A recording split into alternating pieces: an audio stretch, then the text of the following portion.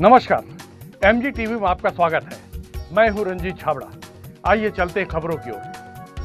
काशी विश्वधाम मंदिर अपनी नई आभा, गरिमा और वैभव पाकर प्रसन्न है। काशी विश्वधाम कॉरिडोर देश के यशस्वी प्रधानमंत्री नरेंद्र मोदी का ड्रीम प्रोजेक्ट था, जो आज साकार हुआ। महारानी अहिल्याबाई होलकर द्वारा बनवाया गया एवं पंजाब के तत्कालीन महाराज रणजीत सिंह द्वारा सोने से सजाए गए मंदिर के लिए वर्तमान प्रधानमंत्री मोदी भगीरथ बनकर आए, जिनके प्रयास से देश का सांस्कृतिक आध्यात्मिक वैभव मंदिर की सौंदर्यीकरण से बढ़ा है। कॉरिडोर विकास के लिए 800 करोड़ रुपए की सौगात बताती है कि मोदी जी धार्मिक आस्था को कितने उच्च स्थान में रखते हैं। मुगल काल में हुए 1000 हमलों को अपनी छाती में झेल चुका काशी को आज 75 साल की आजादी के बाद संवारा गया है। इसका श्रेय प्रधानमंत्री मोदी को जाता है। आज इस कॉरिडोर की भव्यता और वैभव पर पूरे विश्व की नजर है। प्राचीन से भी प्राचीनतम, इतिहास से भी ज्यादा ऐतिहासिक बाबा विश्वनाथ की नगरी काशी को नया स्वरूप देने में 400 घरवालों का त्याग भी बड़ा है, जिन्होंने खुशी खुशी अपने पुश्तैनी घर बाबा विश्वनाथ की गरिमा बढ़ाने, सौंदर्यीकरण के लिए दे दिए। हर हर महादेव, हर हर महादेव।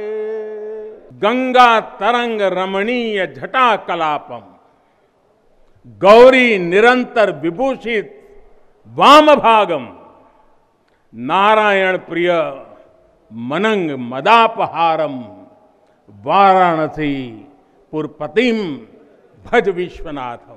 हम बाबा विश्वनाथ दरबार से देश दुनिया के उन श्रद्धालु जनन के प्रणाम करत है, जो अपने अपने स्थान से इस महायज्ञ के साक्षी बनत होन। हम आप सब काशीवासी लोगन के प्रणाम करत है, जिनके सहयोग से इस शुभ घड़ी आयल है। हृदय आइए इस शुभ अवसर पर भाजपा कांग्रेस के नेता, धर्म समाज सेवी, व्यापारी और नागरिक इस विषय पर क्या सोचते हैं, सुनते हैं। आज यशस्वी प्रधानमंत्री नरेंद्र मोदी जी काशीनाथ भगवान का लोकार्पण होने जा रहा है, तो ये जो कॉरिडोर बनने से एक भव्यता आई है, लेकिन ऐसे शुभ कार्य में भी कांग्रेस की ये राय बन रही है कि उसके प्रारूप को नहीं छेड़ना चाहिए था। इस विषय को कैसा देखते हैं आप? प्रारूप को नहीं छोड़ना चाहिए था, इसके पीछे एक उन्माद की भावना है कांग्रेस की। और जब 400 परिवारों ने अपने जमीन का, अपने निवास स्थान का त्याग किया, और जो कि हम पूर्व के इतिहास में जाते हैं तो काशी विश्वनाथ बाबा जी का जब हम दर्शन करने जाते थे, मैं स्वयं गया हूँ दर्शन करने आज से 20 साल पहले, तब की वहाँ की स्थिति क्या थी, वहाँ की गलियाँ कैसी थी, वहाँ की गलियों की साफ़ सफाई कैसे होती थी। और वह पुरातन नगर है, पुरातन इतिहास है वहाँ का। और मैं अगर उसके और पीछे जाऊँगा, और ये मैं कहना चाहता हूँ कांग्रेस के मित्रों को कि भारतीय इतिहास पढ़ें और मुगल काल और उसके पहले से पढ़ते आए तो उनको सारी चीज़ की जानकारी मिल जाएगी कि अब भारत जो है वास्तविक मूर्त रूप में आते जा रहा है धीरे धीरे। चाहे अयोध्या की बात हो, चाहे काशी विश्वनाथ की बात हो, और सारी चीज़ें सभी धर्म संप्रदाय के लोगों से मिलकर बातचीत से की जा रही है, जो कि कांग्रेस के लोगों को रास नहीं आ रहा है कि इसमें कोई राजनीति करने का मुद्दा मिल सके। ऐसी कहीं कोई भी उनके लिए गुंजाइश नहीं छूट रही है। जी, इसके पहले इसकी सेवा की है अहिल्याबाई होलकर ने मंदिर की स्थापना में। उसके बाद पंजाब के जो राजा थे महाराजा रणजीत सिंह, उन्होंने वहाँ सोना वगैरह, स्तूप वगैरह बनवाए। उसके बाद ये तीसरी बार मोदी जी के प्रयास को भगीरथी प्रयास भी कहा जा रहा है। इनको कैसे देखते हैं? भागीरथी प्रयास होलकर जी का और पंजाब के राजा जी का भी था, लेकिन वर्तमान परिवेश में जब भारत को और पूरे विश्व को धर्म की जरूरत है, जहां कांग्रेस जैसे अधर्मी लोग विद्यमान हैं जो अपनी संस्कृति विकृत रूप देना चाहते हैं, और मुश्किल परिस्थितियों में काम करना और विकट परिस्थितियों में काशी विश्वनाथ जी को मूर्त रूप प्रदान करना जनता जनार्दन के सहयोग से ये कांग्रेसी विधर्मी अधर्मी लोगों को रास नहीं आ रहा है। और मैं ऐसे कांग्रेस के लोगों की कड़ी निंदा करता हूँ। और कांग्रेस के जो हमारे मित्र हैं वो भी धर्मावलंबी मित्र हैं, लेकिन उनको अपना सीआर ऊपर बताने के लिए विरोध करना पड़ता है। वो भी दबी जुबान इस चीज़ को स्वीकार करते हैं। वो भी दबी जुबान कहते हैं कि अयोध्या में राम जी का विशालकाय मंदिर बने। और कांग्रेसियों से जब बात करो इस विषय में तो उनके चेहरे में, उनके ललाट में खुशी दिखती है। तो 40-50 साल मौका मिला, 55 साल मौका मिला, कांग्रेस ने कुछ नहीं किया। और आज देश में एक धर्म क्षेत्र में इतना बड़ा शुभ कार्य हो रहा है, उस पर इस तरह का बयान देना कितना शर्मनाक और निंदनीय। 50 साल से कांग्रेस के लोगों ने तुष्टीकरण की राजनीति की है और रहा एक तरफ कांग्रेस के लोगों का विरोध और दूसरी तरफ राहुल गांधी जी का मीडिया के सामने बार बार बोलना कि मैं हिंदू हूँ, हिंदुत्ववादी नहीं हूँ। तो यह जो धारणा है, यह जो बात चल रही है राहुल गांधी जी की और बाकी कांग्रेसी लोगों की, ये विरोधाभास जानबूझ के प्रस्तुत किया जा रहा है। फिर वही तुष्टीकरण किया जा रहा है। उत्तर प्रदेश के चुनाव को देख के राहुल गांधी अपने आप को हिंदू बता रहे हैं और वो हिंदू और हिंदूवादी में वो भेद कर रहे हैं। और मैं ये आपको बता रहा हूँ कि ये राहुल गांधी की उपजी हुई सोच नहीं है, उनके सलाहकारों ने उनको बताया है। अगर राहुल गांधी भाजपा के या सनातन धर्मी किसी भी कार्यकर्ता के साथ, सनातन धर्म को मानने वाले लोगों के साथ अगर वो आमने सामने बैठ जाएं, हिंदुत्व और हिंदू को मानने वाला और हिंदूवादी में कितना वो अंतर पैदा करते हैं, वो एक अंतर नहीं निकाल पाएंगे। ये तो हो गई काशी विश्वनाथ बाबा की बात, भोले बाबा की बात। उन्होंने कभी, उनके बड़े नेताओं ने कभी ये कहा था कि राम कल्पना है, वो तो राम को भी मानने से इनकार करते रहे। तो क्या लगता है, क्या माने इसको? यह जो है उनके बड़े नेता बोले तो ये कुछ साल पहले, ज़्यादा बड़ी बात नहीं, एक डेढ़ दशक पहले की बात है, जब मनमोहन सिंह जी की सरकार थी। उस समय सोनिया गांधी ने इस चीज़ को बोला था कि राम काल्पनिक है, राम सेतु नहीं है। लेकिन इसके तथ्य अब सामने आ रहे हैं और उनकी खुद के जिन्स के लोग राहुल गांधी और प्रियंका वाड्रा अब अपने आप को छद्म हिंदू प्रस्तुत कर रहे हैं। साथियों, हमारे पुराणों में कहा गया है कि जैसे ही कोई काशी में प्रवेश करता है, सारे बंधनों से मुक्त हो जाता है। भगवान विश्वेश्वर का आशीर्वाद, एक अलौकिक ऊर्जा यहां आते ही हमारे अंतर आत्मा को जागृत कर देती है। और आज तो इस चीर चैतन्य काशी की चेतना में, आइए इस शुभ अवसर पर भाजपा कांग्रेस के नेता, धर्म समाज सेवी, व्यापारी और नागरिक इस विषय पर क्या सोचते हैं, सुनते हैं। प्रधानमंत्री नरेंद्र मोदी के कर कमलों से बाबा विश्वनाथ धाम काशी का लोकार्पण होने जा रहा है, कॉरिडोर का। इस विषय को कितना ऐतिहासिक मानते हैं?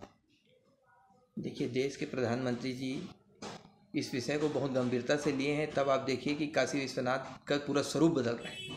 लगातार उसमें शासन प्रशासन जुड़ गया है इस कामों के लिए।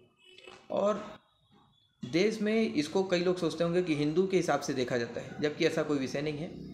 देश के अंदर में कोई भी धार्मिक चीज़ें हैं जिसका ऐतिहासिक महत्व है बहुत ज़्यादा हमारे देश के अंदर में, उस ऐतिहासिक महत्व का जो स्वरूप आज पूरा विश्व देखने लगेगा धीरे से। काशी विश्वनाथ जी के दर्शन लोग करने के लिए आएंगे और वहाँ का जो स्वरूप बदल रहा है, ये आने वाले समय के लिए एक ऐतिहासिक निर्णय है। और मैं माननीय नरेंद्र मोदी जी को बहुत बहुत साधुवाद देता हूँ कि जिन्होंने इस पर पहल की और बड़ा ही स्वरूप उसका खड़ा करके तैयार करके इस देश को समर्पित कर रहे हैं। गंगा नदी से गर्भगृह तक जहाँ विश्वनाथ विराजमान है, वहाँ तक निर्माण के लिए, पुनर्निर्माण के लिए 400 घरों ने, 400 परिवारों ने सहयोग किया है ताकि उसकी भव्यता बढ़ सके। तो उनका जो त्याग है उसको किस तरह देखते हैं? देखिए, जनहित में, धर्महित में जो लोग आगे आते हैं, मतलब उनके लिए तो आप शब्द नहीं चयन कर सकते हैं कि उन्होंने कितना बड़ा काम इसमें कर रहे हैं।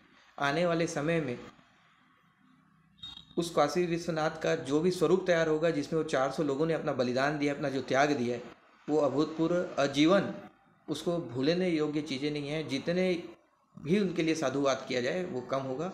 मैं उनको नतमस्तक करता हूँ, उनको हृदय से प्रणाम करता हूँ कि उन्होंने ऐसा काम किया है और दूसरे लोगों के प्रेरणा है कि ऐसी कोई भी स्थिति आती है जहाँ पे हम शहर समाज के लिए कुछ करने की बात आती है और लोगों को प्रेरणा मिलेगी कि ऐसे जैसे लोगों ने इन्होंने त्याग किया है वैसे दूसरे लोग भी त्याग करेंगे और ऐसी चीज़ों को, ऐतिहासिक चीज़ों के लिए आगे आएंगे और देश के मान सम्मान के लिए काम करेंगे। आज शाश्वत बनारस के संकल्पों में एक अलग ही सामर्थ्य दिख रहा है। हमने शास्त्रों में सुना है, जब भी कोई पुण्य अवसर होता है तो सारे तीर्थ, सारी देवीय शक्तियां बनारस में बाबा के पास उपस्थित हो जाती है। कुछ वैसा ही अनुभव आज मुझे बाबा के दरबार में आकर हो रहा है।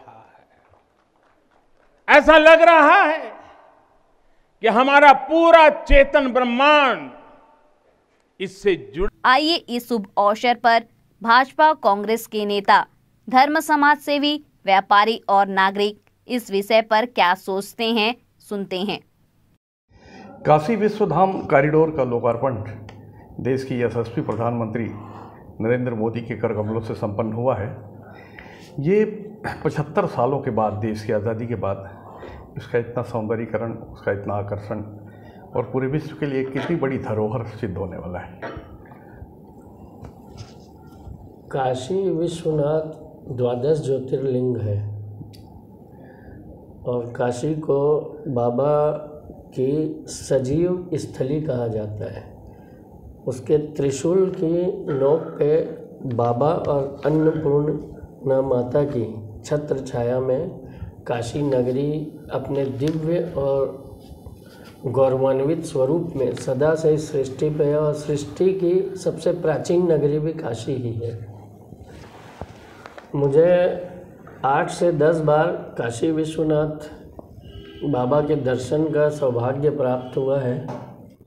अपनी अभी तक की आयु में मैं लगभग 10 बार काशी विश्वनाथ मंदिर के दर्शन करने, बाबा के दर्शन करने गया हूँ।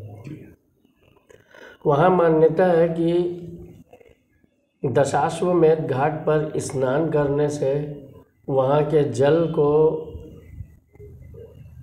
लेकर बाबा का अभिषेक करने से मोक्ष की प्राप्ति होती है।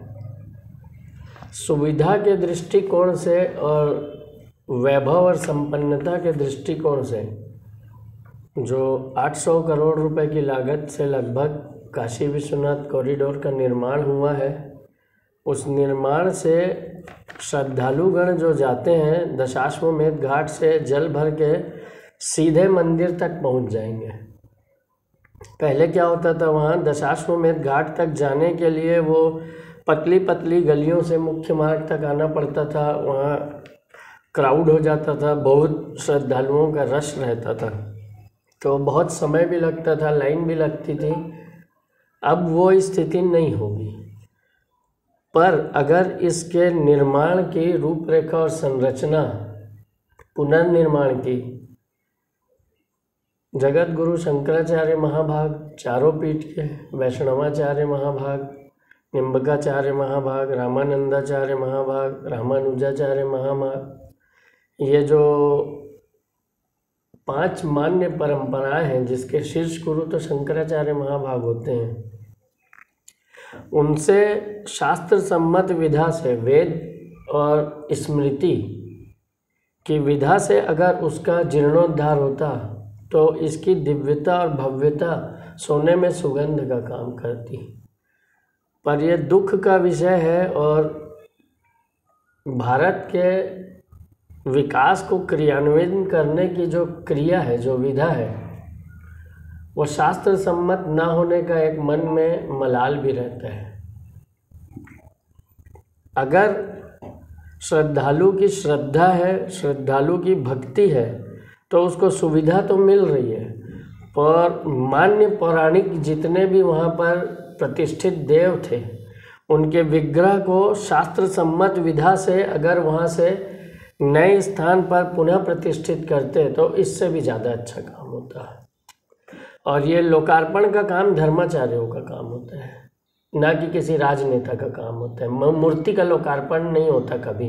वो भवन का लोकार्पण हो बहुत अच्छा, कोई दिक्कत नहीं है, लेकिन उसमें जो पौराणिक मान्यता प्राप्त देव के विग्रह प्रतिष्ठित थे उनका शास्त्र सम्मत विधा से भारत के मान्य आचार्यों के अगर हाथों कल कमलों से लोकार्पण होता तो वो भारत की गौरवशाली जो सदियों 1 अरब 97 करोड़ वर्ष पुरानी गुरु परंपरा है भारत की, उस परंपरा से अगर उसका विग्रह का प्रतिष्ठा होता तो ये निश्चित पूरे भारतवर्ष के लिए पूरे विश्व में एक मिसाल कायम होती।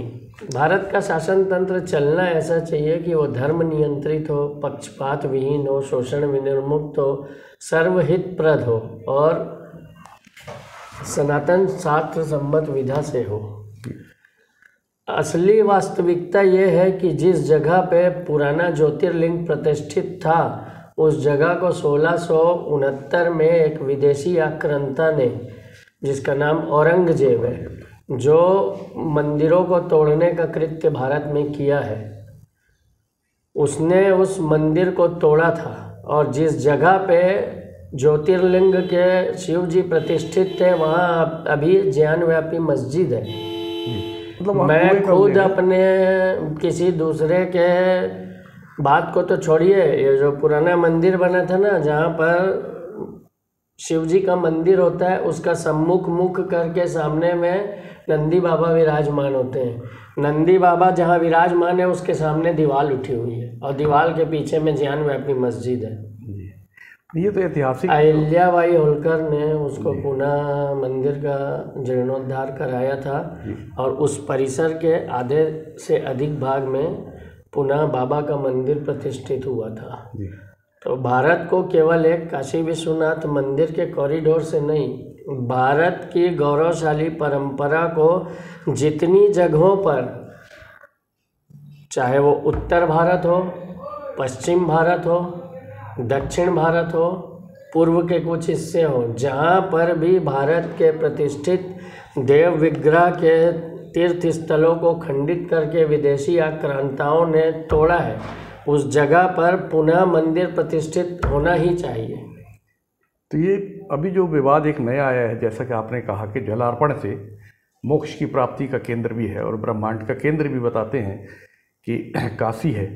अभी जो बात हो रही है कि हमने सुना था कि गया जी जो है वह आखिरी समय में जाते हैं, लेकिन ये समाजवादी पार्टी के जो अखिलेश यादव हैं उन्होंने एक नया विवाद पैदा कर दिया है। उन्होंने कहा है कि आखिरी समय में काशी जाते हैं, जबकि हमने सुना है गया जी आखिरी समय में जाते हैं मोक्ष प्राप्ति। नहीं, ये तो वैदिक सनातन शास्त्र की बात है। मैं इस योग्य नहीं हूँ कि इस बारे में शास्त्र सम्मत धर्म का मैं कोई मर्म बता सकूं, लेकिन जितना मैं जानता हूं और मेरे परंपरा में मैंने सुना है, गुरुओं के वचन सुने हैं, उसमें तो पिंडदान और तर्पण का काम गया जी में होता है, गया जी के बाद और तीर्थ स्थलों में होता है और अंतिम पिंडदान का तर्पण बद्रिकाश्रम में होता है। नर नारायण पर्वत के बीच में बैठ के भगवान बद्री विशाल के सामने ही तर्पण होता है और वहाँ तर्पण कर दिए तो वो अंतिम होता है। उसके बाद उनके शेष नहीं रहता कि घर में हर बार चातुर्मास के बीच में जब 15 दिन का पितृपक्ष आता है तो उसमें तर्पण करते हैं, फिर उसमें आवश्यकता नहीं, फिर केवल उनकी स्मृति में कोई बाहर होता है, उनके नाम पे दान भी नहीं होता फिर तर्पण होने के बाद। ये मैंने गुरु परंपरा में सीखा है, लेकिन इसका वस्तुतः एकदम जो फैक्ट होता है वो बताने का मैं सक्षम नहीं हूँ जी। नहीं, अभी एक और विवाद आया है जिसमें एक राजनीतिक दल है कांग्रेस, उसका कहना है कि स्वरूप उसका बदल दिया गया, ये प्राचीन से भी प्राचीनतम है, इतिहास से भी ज़्यादा ऐतिहासिक नगरी है, लेकिन पूरे विश्व को अगर आकर्षित करना है, सुविधा देना है, साधन देना है, तो ये कॉरिडोर का निर्माण तो जरूरी था। अब वो कांग्रेस के किस नेता ने कहा है कि ये प्राचीनतम नगरी है, स्वरूप बदल दिया गया है, तो मैं तो वो नहीं जानता किसने कहा है, लेकिन चाहे राजनीतिक दल कांग्रेस हो या समाजवादी पार्टी या कोई और हो, वो चाहता है कि पुराना जो स्वरूप था दिव्य स्वरूप में रहे, तो सामने आके बोले ना कि काशी विश्वनाथ का ओरिजिनल जो ज्योतिर्लिंग जिस जगह पर स्थापित था उस स्थापित जगह पर ही पुनः संसद में कानून पास करके बनाए वहाँ कौन मना किया? हम तो चाहते हैं पूरा विश्व में जहाँ पर भी विदेशी आक्रांताओं ने तोड़ा है उस जगह में बनना चाहिए। जो भी नेता बोला, मुझे वो नेता वेता से मतलब नहीं है, ना मेरे को किसी उस दल से मतलब है जी। नहीं, एक अभी जो वर्तमान स्थिति है गर्भगृह में जहाँ शिव जी विराजमान हैं, वो तो मुगल काल के बाद से वहाँ स्थापित है। वो कुएं में है, ज्ञान व्यापी बता रहे हैं। व्यापी का अर्थ वो तो पुरातत्व विभाग उसको तय करेगा। या जो ये जो विरोध कर रहे हैं कांग्रेस की, ये इस रास्ते में बढ़ के दिखाएं और सच्चाई देश के सामने लाएं।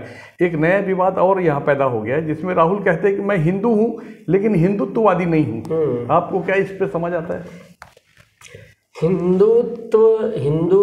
हिंदुत्ववादी ये बेसिकली हिंदूनेस का ही मैटर है। हिंदूनेस का मतलब होता है हिंदी में हिंदुत्व, मानवता जो चीज़ है। मनुष्य दूसरे मनुष्य से घृणा और नफरत ना करे। वो किसी एक परंपरा को मानता है तो उस परंपरा का विरोध ना करे। जो वो अपने लिए दूसरे से अपेक्षा करता है वो उसके साथ भी कृत्य करे, वो ही हिंदूनेस है। वो ही वर्तमान प्रचलित शब्द में हिंदुत्व है। दोनों में बहुत ज़्यादा कोई अंतर की बात नहीं है। मैं हिंदू हूँ तो क्या मैं हिंदूनेस नहीं रखूँगा? मैं हिंदुत्व नहीं रखूँगा? वो सब एक ही चीज़ है, कोई बहुत ज़्यादा विशेष अंतर नहीं है। सनातन धर्म क्या कहता है? एकम सद विपराह बहुधा वदंती। आप सनातनी हो, आप हिंदू हो, आप वैदिक हो, आप आर्य हो, सबका मतलब एक ही होता है और उसमें भेद नहीं करना चाहिए। यही तो सनातन और हिंदुत्व की बहुत बड़ी चीज़ है कि वो हर मनुष्य को अपने समान समझता है, एकता का भाव देखता है, अंदर की आत्मा में एकता देखता है। एक तरफ तो ये दावा कर रहे हैं, ढिंढोरा पीट रहे हैं कि मैं हिंदू हूँ, जबकि उन्हीं के पार्टी के बड़े नेताओं ने सुप्रीम कोर्ट में 7 साल पहले ये कहा था कि राम कल्पना है, राम नाम की कोई चीज़ नहीं है। नहीं, वो ये विरोधाभासी अटॉर्नी जनरल थे, उन्होंने सुप्रीम कोर्ट में एक लेटर ड्राफ्ट करके भेजा था, उसको दूसरे दिन वापस भी ले लिया था और वो अप्रासंगिक बात हो गई है। अगर जो भी नेता कहता है ना हम हिंदू हैं, तो मेरे लिए तो इससे बड़ी प्रसन्नता की बात ही नहीं है। हमारा तो विचार ही यही है कि हर वेद क्या बोलता है? मनुर्भवा, मनुष्य बनो। मनुष्य बनो का अर्थ है ये हिंदू बनो कि आप जैसे परंपरा से ईश्वर को प्राप्त करना चाहते हो हमको स्वीकार है। अभी इनको एक भगीरथी कहा जा रहा है, नरेंद्र मोदी जी को। ये इनके भगीरथ प्रयास से पुराना जो वैभव है, सांस्कृतिक आध्यात्मिक वैभव काशी कॉरिडोर के निर्माण से मिला है वापस। लेकिन इस सारी उपलब्धियों में हम पंजाब के जो महाराजा हैं जिन्होंने स्वर्ण मंदिर अमृतसर के लिए भी स्वर्णदान बड़ी मात्रा में किया था और यहाँ भी सोने का उन्होंने बहुत बड़ा, उसमें गुंबद में उन्होंने चढ़वाया था बहुत बड़ा सोना। तो महाराजा रणजीत सिंह की सेवाओं को, उनकी भूमिका को कैसे याद करते हैं? महाराजा रणजीत सिंह भारतीय विचार के, भारतीय संस्कृति के, भारतीय परंपरा के संवाहक रहे हुए हैं। एक कालखंड में 18वीं और 19वीं शताब्दी के समय में उनका शासन अफ़गानिस्तान के आगे, जहाँ से विदेशी आक्रांताओं का आगमन होता था, उस स्थल तक, उस भूमि तक उनका राज रहता था और उन्होंने कश्मीर पे भी राज किया। जितने समय तक वो थे उस समय तक भारतीय परंपरा और संस्कृति वहाँ विद्यमान थी। आज उस अफ़गानिस्तान की स्थिति देखिए, वहाँ से गुरु ग्रंथ साहिब को सिर पे रख के यहाँ लाना पड़ जाता है। ये सब क्यों होता है? महाराजा रणजीत सिंह के गौरव को भारत को नहीं भूलना चाहिए। महाराजा रणजीत सिंह ने इस धरती को दिया है, इस भारत माता की सेवा की है, तो हर वो राजा, हर वो महाराजा जिसने भारतीय संस्कृति को जिया, भारत माता की सेवा की, उसके प्रति कृतज्ञता ज्ञापित करना ही चाहिए। एक और कहते हैं कि औरंगजेब जो है वो आक्रमणकारी इसलिए बना कि उसका जो खुद का भाई है दारा शिकोह, वो वहाँ संस्कृत की शिक्षा लेता था काशी में, वो उसे गंवारा नहीं था। खैर वो हिंदू और मंदिरों के विरोधी थे ही, इसमें दो मत नहीं है। उस वजह से उसने पूरा उल्लेख 1000 आक्रमणकारियों के आक्रमण का मिल रहा है इतिहास। नहीं, दारा शिकोह संस्कृत में अनुवाद करता था गीता का, इसलिए औरंगजेब मंदिरों को तोड़ता था। मैं इस बात से सहमत नहीं हूँ। मैंने मुगल कालीन इतिहास के बहुत पुस्तकों का अध्ययन किया है। मैं अपना निष्कर्ष बता सकता हूँ, इतिहास में तो दोनों पहलू रहते हैं। दाराशी को यहाँ रहने के बाद में यहाँ की सभ्यता, यहाँ की संस्कृति और यहाँ की मनुष्यता को आत्मसात करने की दिशा में था। और औरंगजेब एक दुर्दांत आक्रांता था और उसने तलवार की नोक पर गर्दन उड़ाई है यहाँ के भारतीयों की, तलवार की नोक पर उसने धर्मांतरण कराया है। इस ऐतिहासिक तथ्य को ना मैं बदल सकता हूँ, ना आप, ना कोई और। ऐतिहासिक तथ्यों को झुटलाया नहीं जा सकता, ये सच है। जी, इन सारी उपलब्धियों के बीच, वैभव काशी का लौट जाने के बीच, उन 400 घर वालों को कितना बड़ा आप धन्यवाद देंगे जिन्होंने अपने पुश्तैनी निवास का त्याग करके भगवान के लिए राह चौड़ीकरण के लिए मेरा जाना अभी नहीं हो पाया है 2 वर्षों से कोविड के समय में। 2019 के जनवरी के महीने में मैं काशी विश्वनाथ मंदिर दर्शन करने गया था और उस समय मंदिर जो परिसर था उससे लगे हुए मकानों को तोड़ के वहाँ कार्य प्रारंभ हुआ था। मैं, लोकेश डागा जी, विकास शर्मा जी, हम लोग गए थे। मैंने स्वयं वहाँ देखा था कि वो प्लेन हो रहा था और उसके बाद 2 साल में वहाँ क्या स्थिति हुई, कैसा कार्य हुआ, इसकी मेरे को विस्तृत जानकारी नहीं है। पर जो भी इस धर्म के लिए और सनातन सभ्यता, संस्कृति, मनुष्यता के लिए प्रदान करता है उसको तो हृदय से आभार और धन्यवाद मेरी तरफ से है ही, और रहना हर आदमी की तरफ से चाहिए। अभी लेते हैं एक छोटा सा ब्रेक। आप देखते रहिए MG TV, क्योंकि खबरों का सिलसिला यहाँ थमता नहीं।